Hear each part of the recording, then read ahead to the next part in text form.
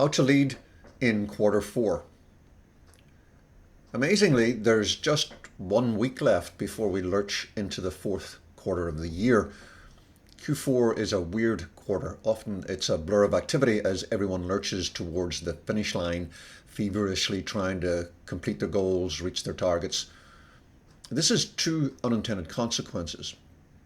One, perversely, that frenzied focus on hitting the metrics almost always means that the entire organization's focus moves almost exclusively to the short term, and other more important but less urgent medium and long-term goals are either ignored or at best given minimal attention.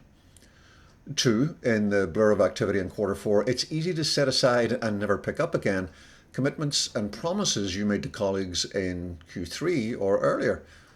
No matter how trivial some of those commitments may be, losing sight of them in a time crush to hit the numbers sends a subliminal message to others that your leadership is transactional and mercenary, whether you mean it to or not. As a leader, you can't afford for either of these to happen. So here's how to lead in quarter four in a way that ensures you hit your metrics and keep appropriate focus on the medium and long term while maintaining your integrity as a leader.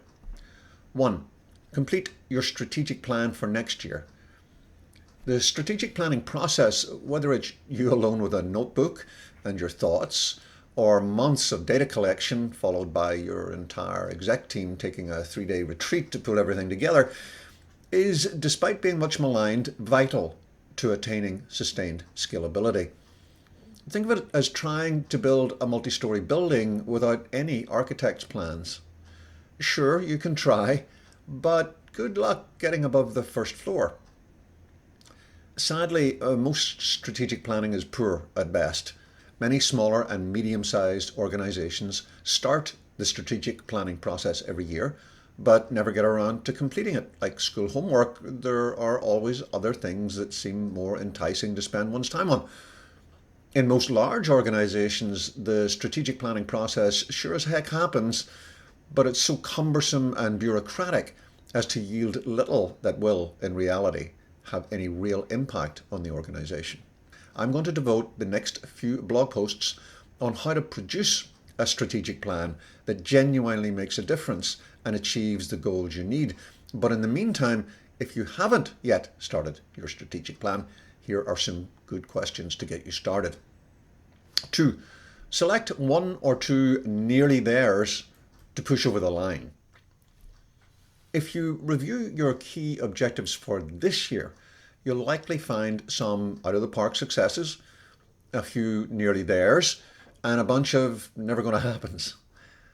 This linked post has a process that will help you identify which of your initiatives fit in each of those categories.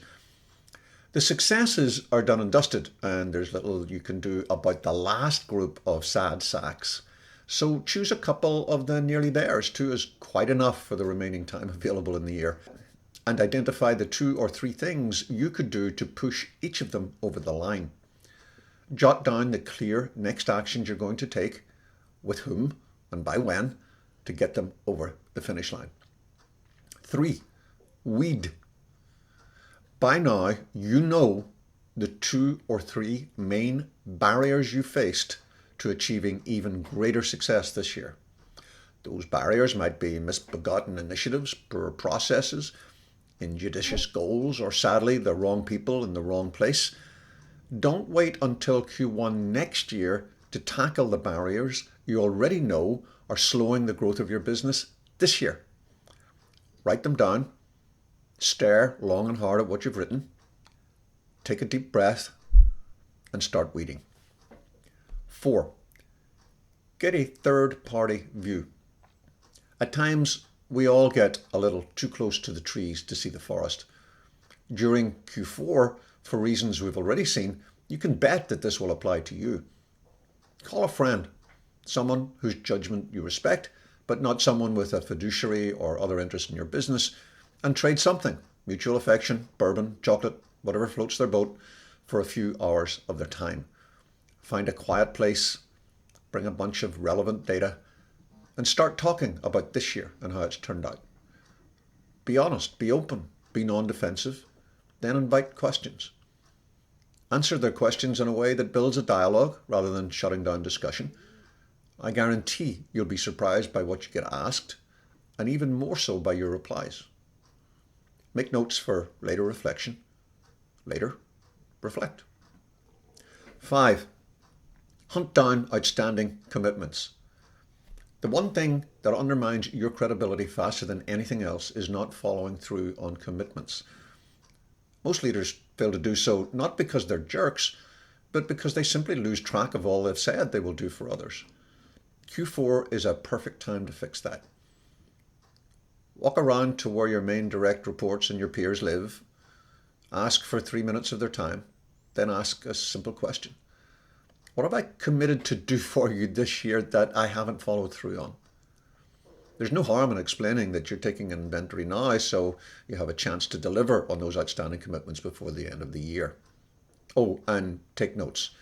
You don't want to be the person who asked that question and still failed to deliver. How do you close out your Q4? Let me know in the comments below.